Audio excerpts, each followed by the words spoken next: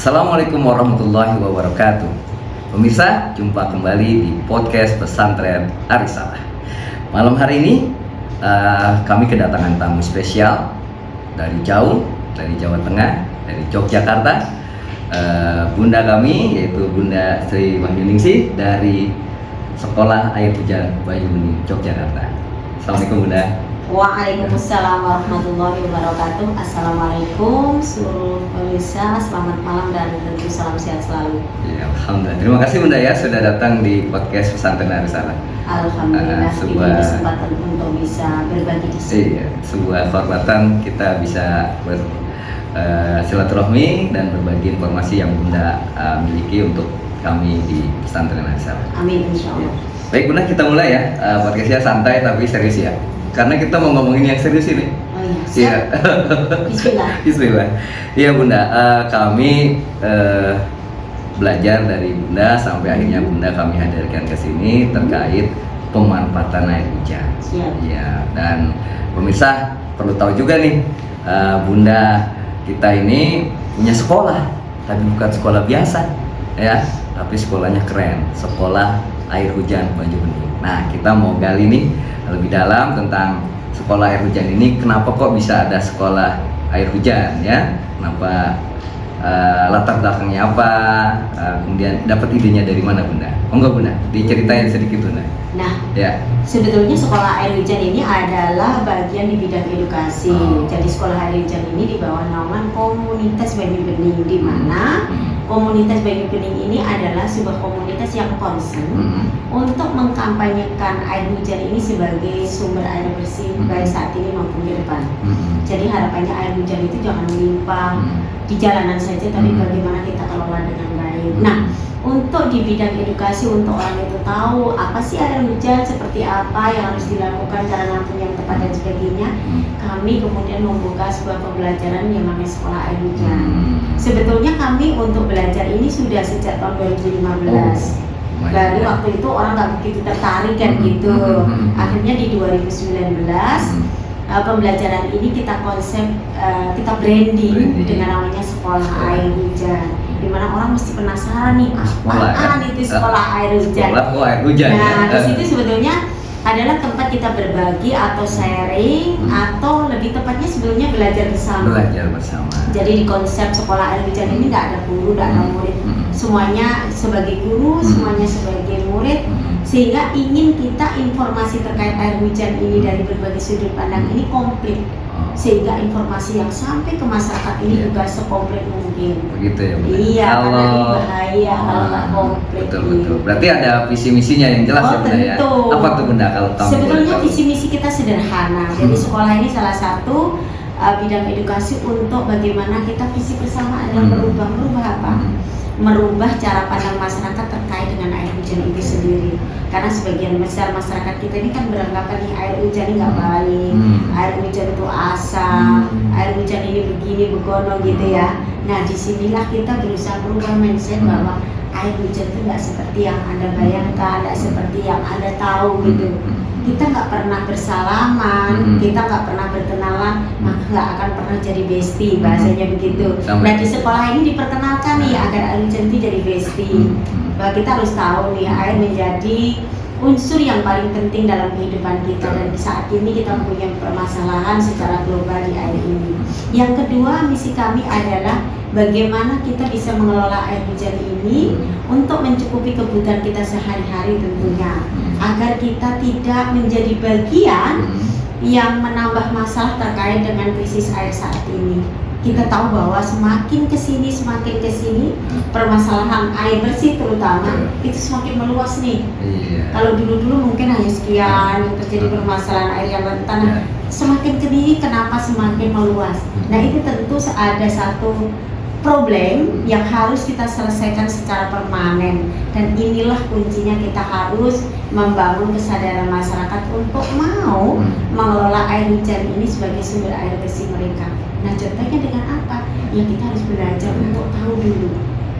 Itu yang Bunda katakan Bunda, kita juga di pesantren ini ada masalah dengan air. Kita belanja air kita masih cukup besar. Makanya kami berharap Bunda bisa memberi solusi kepada kami untuk gimana nantinya nih kerjasama antara sekolah air hujan dengan pesantren Aris Salah. Amin, kita Ya. bermitra. Iya, iya. Jadi yang ketiga visi kita apa? Kita harapannya masyarakat ini mandiri air. Mandiri air. Karena kita tahu nih air hujan mudah diakses, Betul, gratis lagi, betul.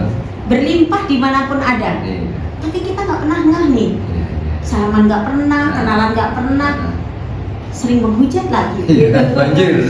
Sehingga kita kadang miripnya sama air hujan ini kalah nih, sampai mereka meluap yang nggak kira itu sebenarnya cara mirip air hujan nih sama apa nih.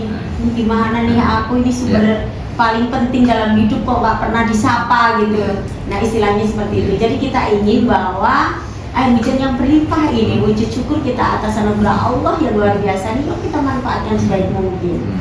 Gitu. Untuk meyakinkannya sederhana sebetulnya, misalnya seperti nanti yang terjadi di Pondok Aris Salah ini, yaitu kita harus punya contoh baik, gitu ya.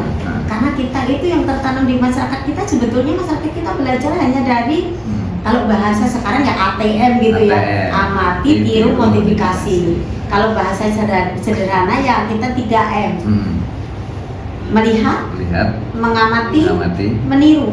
Maka contoh baik ini menjadi kunci untuk kita menyampaikan informasi terkait air hujan ini kepada masyarakat secara umum. Contoh nih kalau di tempat kami punya ruang terbuka di mana orang setiap saat bisa mengakses air hujan ini 24 jam. Dan yang menarik di situ anak-anak itu mereka minum di tempat kami. Ini contoh sederhana tapi akan sangat memberi pembelajaran baik pada anak itu sendiri maupun bagi tamu-tamu kami.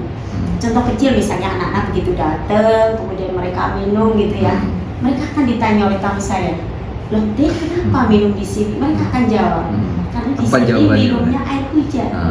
Nah di momen anak-anak ini akan tertanam, oh saya waktu kecil minumnya di tempat A air hujan. Nah ini perlu juga praktek baik di Aris Salah ini.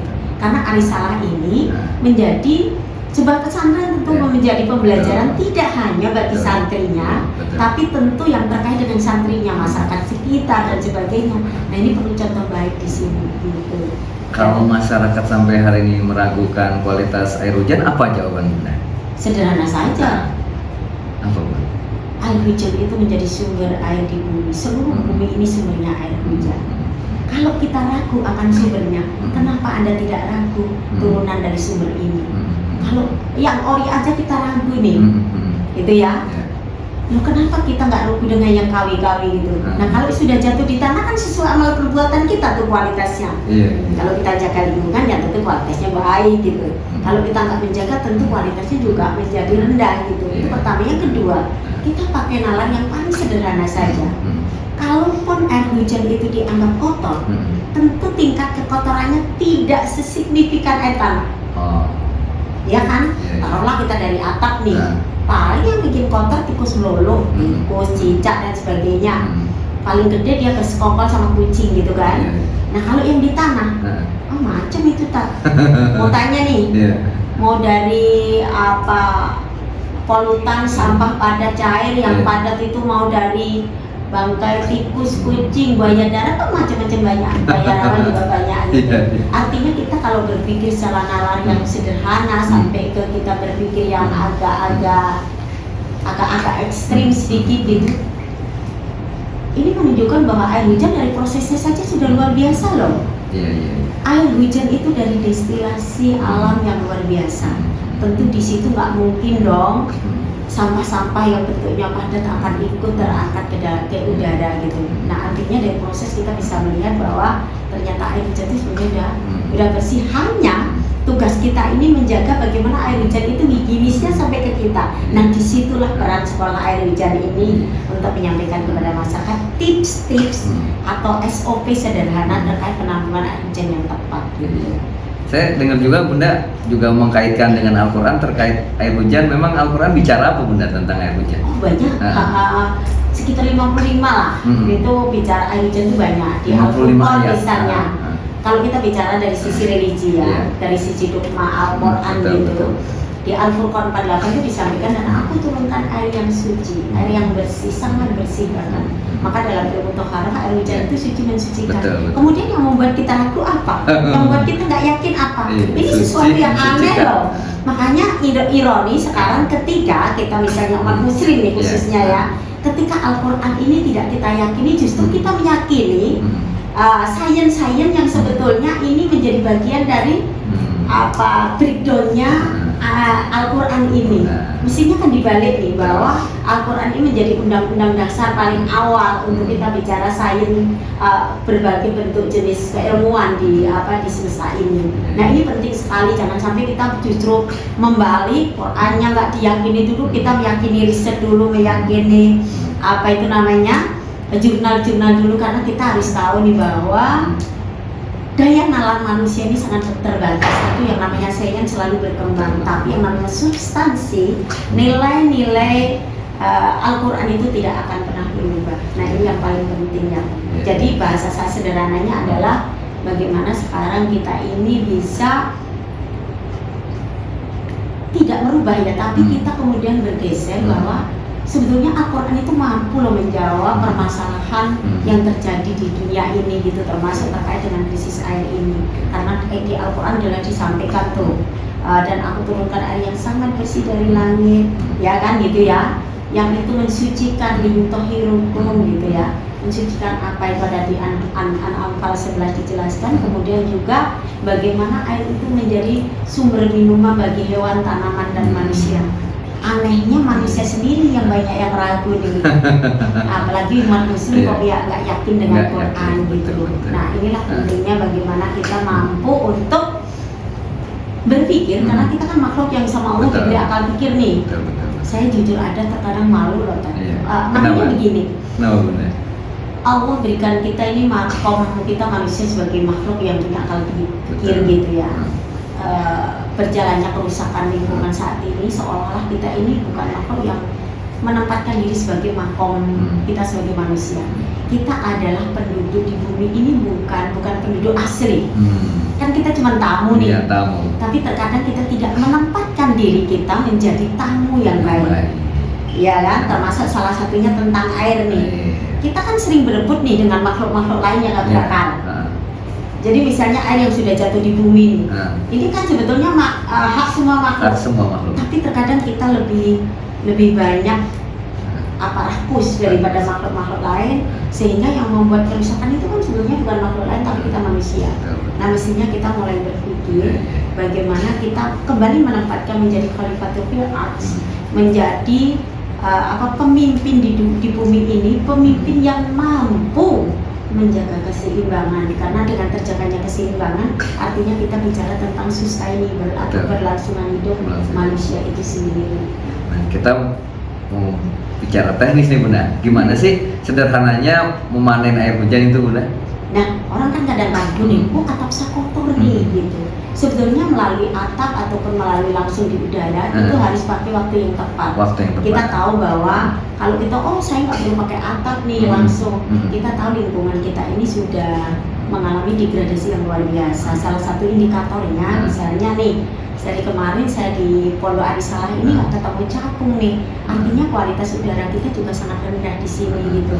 Jadi dari biota ini sebenarnya kita tahu nih indikator lingkungan itu sudah seberapa degradasinya gitu. Nah cara menampung air hujan yang tepat adalah ketika pasca kemarau seperti ini, lewatkan dulu 1-2 kali, yakinkan bahwa atap itu sudah bersih. Jadi anggap saja hujan pertama kedua itu hak mutlak nih makhluk lain gitu ya. Nah baru berikutnya kita kalau sudah yakin atap itu bersih, nah nanti baru lewatkan 10 menit 15 menit hujan pertama. Kecuali nanti di daerah-daerah industri bisa kita perpanjang di 20-25 menit gitu. Kenapa? Siapa tahu nih waktu pas nggak hujan di atas ada si tikus lewat, si kucing nongkrong dan sebagainya. Nah ini harus kita hindarkan. Jadi kita tetap bagaimana menjaga higienisnya air hujan. Kalau cara manual 10-15 menit kita lewatkan, baru kita tampung. Setelah itu kita saring. Nah untuk sisa yang kita saring kita manfaatkan ini, konsep penampungannya yang tepat adalah 1. Apa tuh Bunda? harus tertutup rapat. Harus tertutup. Karena untuk menjaga higienisnya air hujan. Yang kedua, kalau wadah yang untuk menyimpan ini tembus sinar matahari, maka hindarkan dari sinar matahari langsung. Dan itu airnya sudah sangat aman gitu. Perlu dimasak lagi nggak, Bu?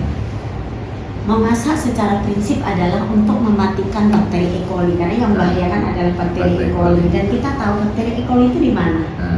Di tanah kan? Di tanah. Bukan di udara tuh? Betul. Artinya nggak ada tuh bakteri E. coli itu di udara. Sebetulnya nggak perlu dimasak, karena di situ tidak ada E. coli-nya. Beberapa hasil uji lab juga sebagai data sains itu menunjukkan bahwa di situ tidak ada E. coli. Jadi sebenarnya aman-aman aja orang. Kadang kita berkendaraan tiba-tiba ngap gitu, minum air hujan nggak apa-apa, baik-baik aja gitu loh. Tapi di saat tertentu yang lain, ketika kita lihat orang minum air hujan kok dia minum, nggak nyadar dia pun pernah minum air hujan nggak apa-apa gitu. Nah inilah cara-cara sederhana yang kita perlu sampaikan ke masyarakat gitu. Jangan sampai kita korban jadi brand making gitu yang kita sendiri nggak paham. Ini harus kita hati-hati. Ini salah satu produknya, Bu. Nah, kalau di tempat kami beda lagi. Jadi sebetulnya kita mengajarkan 5M di sekolah air hujan ini. M pertama adalah bagaimana kita mengajak masyarakat untuk mau menampung air hujan ini dari bentuk syukur kita atas anugerah Allah yang luar biasa. Karena kita tahu nih di COP9 apa ya, bagaimana air hujan ini sebagai berkah.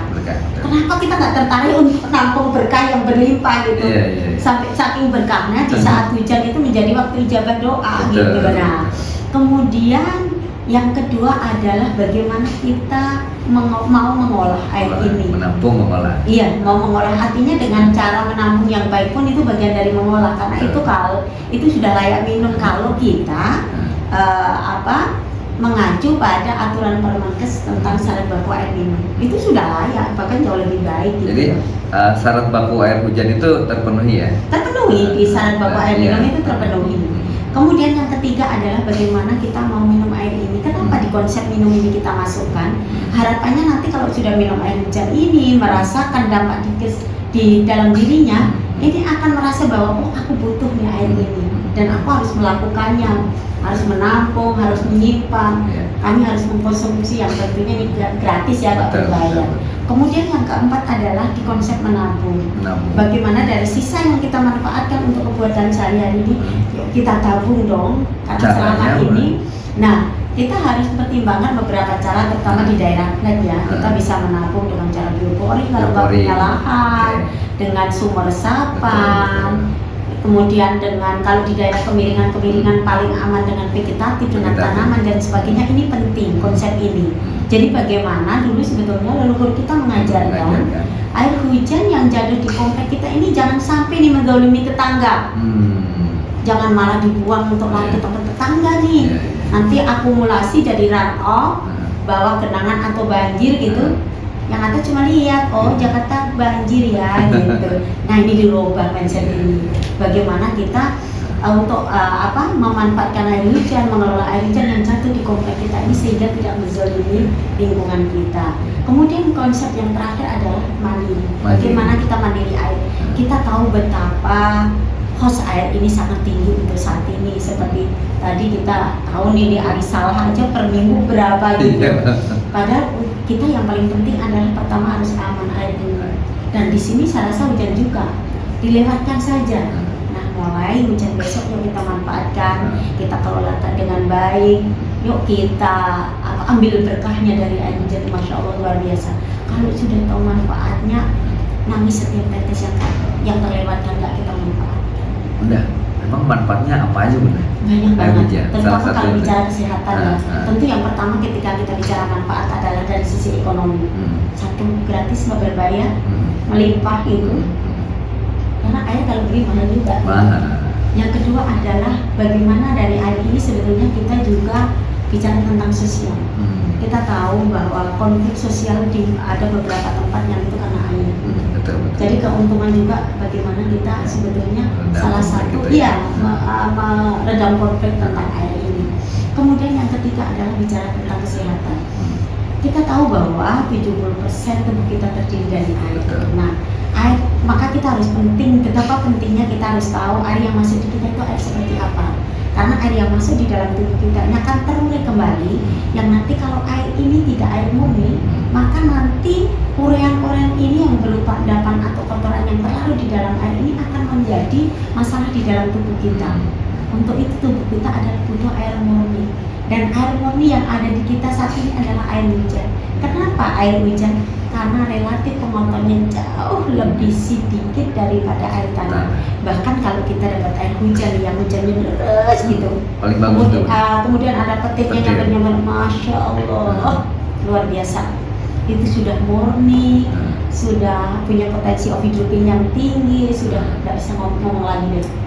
Nah, jadi dari sisi kesehatan ini, bahwa tubuh kita membutuhkan air yang murni ini. Agar apa? Kita tahu fungsi air di dalam tubuh satu, membersihkan seluruh polutan atau toksin yang ada di tubuh kita. Ini yang bisa masuk ke sel adalah air-air yang klaster molekulnya kecil, dan klaster molekulnya kecilnya adalah air murni. Iya, karena yang terlarut di dalamnya nggak banyak. Kita tahu air mineral dalam air itu nggak terserap oleh tubuh kita, karena isinya mineral ini datang, justru akan menambah endapan dalam tubuh kita gitu.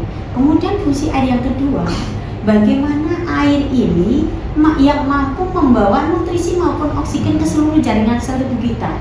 Sebaik apapun gizi kita, ketika air yang membawa ke dalam sel ini klaster molekulnya gede, maka dia nggak akan optimal, dan ini nanti akan berpengaruh di dalam regenerasi sel kita, membuat regenerasi sel kita nggak optimal.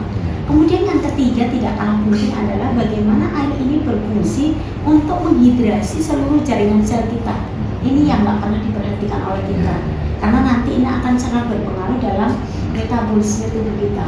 Ibarat tubuh kita ini mesin nih, ketika nanti ada kekurangan salah satu bahan, tentu akan sangat berpengaruh pada hasil produksi, kira-kira begitu. Begitu juga tubuh kita. Kembali ke air yang diproduksi oleh Sekolah Air Hujan Banyuning, apa aja Bunda? Turunannya sampai katanya ada produk-produk propolisnya macam-macam, itu bisa dijelaskan Bunda? Oh iya. Ya. Jadi di tempat kami menampung dengan cara yang tepat itu sudah bagian dari mengolah. Tapi kami mengolah dalam satu tahap lagi untuk menaikkan level kemanfaatan air, di mana proses ini yang kita kenal dengan elektrolisa air, elektrolisa air hujan. Nah, di proses elektrolisa ini kita bukan lagi memfilter air, karena memfilternya di proses penampungan tadi. Nah, di proses elektrolisa air ini adalah kita lebih memecah partikel air. Jadi H2O ini dipecah, yang satu menjadi air yang punya H+ gitu, yang satu OH-. Jadi yang H+ ini adalah air yang punya potensi ovidropin tinggi, yang kita kenal dengan air basah. Mungkin pada mengerti ya, kalau yang diproduksi dari air tanah orang dikenal dengan air alkali. Jadi kalau air hujan air basah. Gitu. Di mana air yang sudah klaster molekulnya ini kecil kemudian dipecah menjadi lebih kecil, sifat air ini antioksidan. Nah, antioksidan ini maksudnya bahwa air ini karena optimal masuk ke sel, dia sangat optimal sekali membersihkan sel-sel kita dari kotoran, endapan, toksin dan sebagainya. Maka ini sangat bagus sekali bagi mereka yang punya masalah nih untuk mengkonsumsi air ini, karena nanti dia akan proses di pemulihan ini cepat. Kemudian yang kedua, air yang dihasilkan namanya air ini air basah ya, siap diminum nih setiap saat. Nah, ini yang kedua adalah air asam, di mana air asam ini mempunyai kandungan oksigen yang tinggi, yang sifatnya oksidan. Jadi berlawanan. Yang tadi ini sifatnya antioksidan, yang ini sifatnya oksidan. Nah, fungsinya apa? Yang sifatnya oksidan ini fungsinya sebagai antiseptik, maka sangat bagus nih untuk perawatan kulit. Misalnya jerawat, gatal-gatal, kan biasa nih kalau di pondok kalau belum kena gatal kayaknya belum santri gitu. Nah, kemudian untuk benjolan atau luka lama, luka baru, jadi kita tidak perlu lagi kimia. Kita kalau kalau di tempat kami anak kecil jatuh itu nggak lari nyari emaknya, biasanya nyari saya. Udah kaki saya sakit jatuh, nanti kita semprotkan begini. Dan ini sangat aman untuk kulit, karena basicnya hanya air tanpa ada tambahan kimia apapun. Gitu. Jadi makanya saya bilang betapa Allah itu ciptakan segala sesuatu sudah luar biasa gitu. Air saja udah udah sedemikian luar biasa. Nah, itu juga Ada lagi, punya, Bunda? ada lagi, cuman beberapa kita nggak bawa memang. Kita punya produk-produk, salah satunya juga ada sabun gitu. Dari air hujan itu? Iya, jadi kita menggunakan VCO. Yang VCO ini produk VCO-nya dari air hujan. Jadi basic yang menggunakan air, kita menggunakan air hujan. Kita juga punya Apa tuh, Mbak? kita bilang tetes air hujan. Di mana tetes ini kita produksi bahan bakunya air hujan dan berupa rempah di dalamnya. Oh. Dan ini multifungsi, bisa untuk mata, bisa Tetes mata. diminum, bisa untuk luka. Jadi yang punya masalah ini biasanya kita gunakan ini. Tapi mohon maaf, khusus yang tetes ini memang tidak kita perjualbelikan, kita donasikan bagi mereka yang membutuhkan, karena memang konsep kita adalah konsep-konsep berbagi. Termasuk air yang diminum itu nggak boleh dijual, Mbak? Iya, tempat kami memang konsep marwah gerakan kami adalah untuk berbagi. Untuk Jadi berbagi. termasuk produk-produk di kami, air minum itu masyarakat bisa mengakses 24 jam dan harapannya nanti di Alisala pun begitu. Kalaupun ingin dijadikan nilai ekonomi, silahkan diberi varian dulu gitu. Karena Allah udah turunkan gratis, Ya. masa kita ini jangan kebangetan dong, Ya. air dijual gitu. Udah air yang di gunung dijual, air hujan jual juga. Nah, ini kan sakit juga. Iya, iya, nggak jadi solusi malah Bunda secara ekonomis ya. Bukan jadi solusi, kita Nah. malah menjadi bagian dari Iya, masalah iya. itu. Oke. gitu. Bunda, tadi saya tertarik tuh ingin tahu lebih jauh terkait elektrolisa. Alatnya ada ya, Bunda? Ada? Boleh kita lihat, Bunda? Boleh, dan Nah. bisa kami jelaskan sekilas. Wow, ini alatnya pemirsa. Sederhana ya. Sederhana. Dan ini bisa dipelajari di sekolah air hujan. Wah, gitu. bisa praktek nih. Nah. Sampai.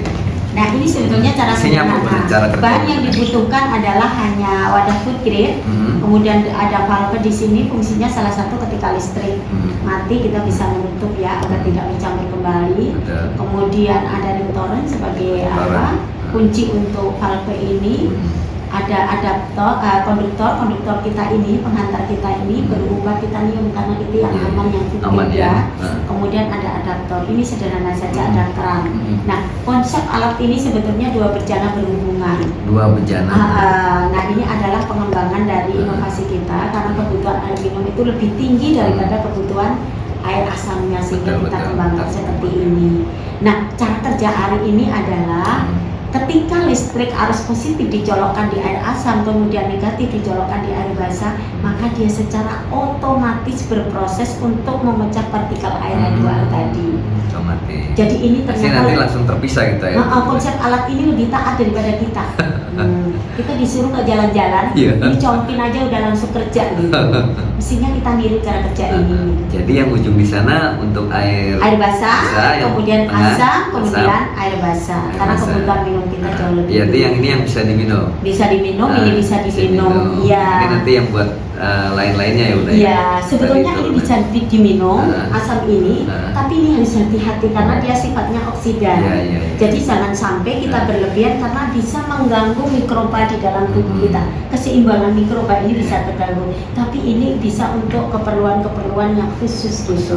Misalnya kalau ini kasus mereka yang menderita permasalahan kesehatan ini merasakan di dalamnya ada infeksi peradangan dan lain sebagainya, itu bisa misalnya radang tenggorokan atau radang-radang di tempat lain. Karena yang kita butuhkan antioksidan ya, Iya, bukan oksidan. bukan oksidannya. Oksidannya bisa tapi dalam dosis yang harus hati-hati agar jangan sampai mengganggu keseimbangan mikroba di dalam tubuh. Udah, masyarakat bisa beli ini di mana alat-alat ini? Sebetulnya kalau pesan di kami hanya cukup mengganti bahan bakunya karena Oh, gitu. memang yang mahal titaniumnya ya. Dan tapi juga masyarakat bisa belajar untuk membuat alat ini di tempat kami di sekolah air hujan itu kita terbuka, kita bicara bagaimana sih belajar cara bikin tampungannya, karena di sekolah kami juga cara menampung ini kita ajarkan dua cara. Yang pertama cara manual.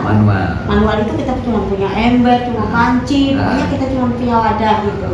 Gelar aja itu semua Gelar ya. aja gitu. Yang penting 10 menit 15 menit dilewatkan dulu. Kemudian yang kedua adalah penampungan dengan metode gamma ray filter. Gamma ray, ya. Di mana teknologi ini memang teknologi Gajah Mada. Ini karya dekan sekolah vokasi Profesor Insinyur Engineering Agus Mariono, dan ini besok bisa dilihat ini akan instalasi juga di Arisalah ini. Jadi 3 marine filter ini sudah melalui 3 kali filterisasi, di mana filterisasi pertama di talang.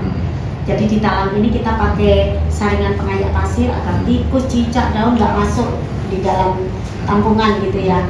Kemudian filterisasi kedua di mana ada pipa tersendiri, di mana pipa ini untuk air hujan pertama. Jadi air hujan pertama nggak di penyimpanan. Udah lewat lah ya. Ya. Nah di pipa kita biasanya menggunakan pipa 6 dim agar optimal di hujan pertama ini. Kita biasanya di dalamnya kita kasih bola plastik. Bola plastik. Nah fungsi bola plastik ini untuk apa? Ketika pipa di 6 dim ini sudah penuh, bola plastik ini nutup, maka air hujan pertama yang ketampungan nggak bercampur dengan air hujan pertama. Dan maintenance di pipa 6 dim ini mudah, hanya bawahnya kita kasih keran. Nanti selesai hujan kita buka sampai habis. Setelah habis kita tutup atau kita buka separuhnya, nanti dia memainkan pintunya sendiri. Baru nanti penyaringan terakhir adalah ditutup taran itu, karena kita biasanya menggunakan water taran ya. Nah itu kita kasih dakon, itu untuk menyaring debu halusnya. Nah itu buka keran siap minum. Nah daripada kita ribet nih air tanah, kita itu biasa berpikir ribet. Air yang bersih, tidak segera kita rampung, kita kelola. Tapi yang sudah jatuh ke tanah, bercampur macam-macam, udah kotor, kita pikir gimana nih caranya jadi bersih. Butuh tenaga, pikiran, waktu, kos yang tidak sedikit. Yuk kita ubah mindset kita untuk berpikir smart. Bunda, pengalaman dari Bunda beraktivitas di air hujan ini, suka dukanya apa Bunda? Kayaknya nggak ada dukanya. Semuanya suka. Karena prinsip saya sederhana, bahwa tidak mudah bukan berarti tidak mungkin. Jadi bagi saya bahwa kalaupun terkadang kita terjatuh, terkadang kita tertolak, itu bagian dari kalau lagu itu improve-nya gitu. Jadi saya tidak menganggap bahwa itu menjadi sebuah hambatan bagi kami, tapi itu justru menginjeksi merasa bahwa kita harus hidup lebih hidup. Ada sesuatu yang harus kita perbaiki nih. Mungkin metode kita kurang tepat, mungkin cara masuk kita ke masyarakat kurang tepat. Itu justru menjadi tantangan kita untuk terus belajar bagaimana informasi yang kita bawa ini bisa masuk ke masyarakat. Bunda udah keliling seluruh Indonesia nih edukasi masyarakat tentang air hujan. Alhamdulillah setidaknya seluruh pulau sudah. Seluruh pulau. Ya. Paling jauh mana Bunda? Merauke. Iya. Dengar-dengar Kodim para panglima juga turut ambil bagian atau bagaimana Bunda dengan program Bunda ini? Jadi bulan Juni kemarin kebetulan ada utusan dari Mabes, asternya ini, aster teritorial ini dapat utusan khusus dari Kasat untuk bisa berkunjung di tempat kami. Nah, tindak lanjut kemudian kami dipanggil di Mabes untuk memberikan sedikit pengetahuan kepada pati-pati seluruh Indonesia, karena terkait teritorial ini punya program menanggal air, pengentasan stunting dan pengentasan kemiskinan ekstrim. Dan ini memang semuanya dimulai dari air ya. Bagaimana air berbayar, kita mau bicara pengentasan kemiskinan. Dan kita tahu bahwa untuk pengentasan stunting tidak hanya dibutuhkan nutrisi dengan nilai gizi yang tinggi, tapi juga bagaimana peran air untuk bisa masukkan nutrisi ini dalam sel untuk segera membangun regenerasi sel untuk mengatasi stunting. Kalau cerita Bunda yang di Badung, Bali itu gimana Bunda? Kayaknya para prajurit itu minum air hujan juga Bunda? Oh iya, jadi kita punya cerita nih. Jadi salah satunya awalnya kami berkenalan dengan namanya Kolonel Madi. Beliau waktu itu masih di Korem. Nah ketika beliau dapat sprint untuk jadi dandim di Badung, kami dipanggil karena ternyata visi misi beliau sederhana. Jadi ketika beliau menjadi dandim itu misinya bahwa air hujan untuk kemanusiaan. Untuk kemanusiaan. Tapi belum nggak bisa jelasin nih. Akhirnya kami dipanggil, kemudian kami bikin contoh baik di sana di Kodim ini. Yang menarik mungkin itu baru satu-satunya Kodim waktu itu ya, yang masyarakat biasa, masyarakat awam masuk di kantor Kodim minta air. Kasih air hujan. Itu, iya, dan itu sesuatu banget karena begitu terlihat tidak adanya sekat Sekat antara masyarakat dan tentara. Karena kita tahu ya, kita mau masuk kantor-kantor kayak gitu mikir nih orang sipil, orang biasa. Nah ini di sana menarik banget gitu ketika masyarakat kemudian menjadi bergaul dengan tentara, mereka minta air di Polri, mereka berlindung di sana. Ini pemandangan yang luar biasa. Artinya air ini bisa menyatukan semua unsur. Gitu. Emang waktu itu Kolonel Made sakit apa Bunda? Bisa ketemu Bunda? Jadi beliau waktu itu ada kasus di penyumbatan jantung beliau gitu. Jadi salah satu konsep air ini untuk kasus-kasus penyumbatan. Bisa ya Bunda ya? Ya, karena dia membersihkan sumbatan ini. Karena tidak semua air bisa membersihkan sumbatan. Karena tidak semua air bisa masuk ke dalam sel. Gitu. Dan dia sangat optimal karena beliau hanya butuh 2 minggu untuk bersih. Qadarullah Bunda ya. Allah. Iya, saya juga ada kasus di beliau baru saja pernah di Bogor ini. Oh, di Bogor mana? Iya, yang dulu beliau ini harus bypass jantung dan ternyata nggak sampai 2 bulan juga bersih sehat sampai sekarang. Karena konsepnya dibersihkan. Kalau bypass itu kan bikin jalan baru. Betul. Nah ini jalan lama yang kotor dibersihin aja. Bunda, terima kasih ya untuk sharingnya hari ini. Luar biasa, kita jadi tahu banyak nih tentang manfaat hujan dan cara mengelolanya dari yang sederhana sampai menggunakan alat-alat yang tersedia di depan ini. Kami juga mengucapkan terima kasih dari Sekolah Air Hujan yang sudah difasilitasi untuk bisa berkempen, untuk sharing, untuk bisa berbagi pada malam hari ini. Semoga berkah semuanya. Terima kasih Bunda ya. Tetap semangat Bunda, kita doakan Bunda bisa menjangkau lebih banyak daerah-daerah, termasuk alhamdulillah hari ini bisa ke pesantren Al-Salam. Amin. Baik pemirsa, demikian wawancara kami dengan narasumber kami dari jauh dari Jogja, Bunda Triwahyuningsih dari Sekolah Air Hujan Batu Bening yang datang ke Arisala. Semoga pembicaraan kita banyak manfaatnya dan seperti yang disampaikan oleh Bunda, bahwa yuk mari kita mulai menampung, mengelola dan memanfaatkan hujan sebagai tanda syukur kita kepada Allah Subhanahu wa Ta'ala. Semoga kita menjadi orang-orang yang bersyukur. Amin. Terima kasih. Sampai jumpa. Wassalamualaikum warahmatullahi wabarakatuh. Salam air hujan.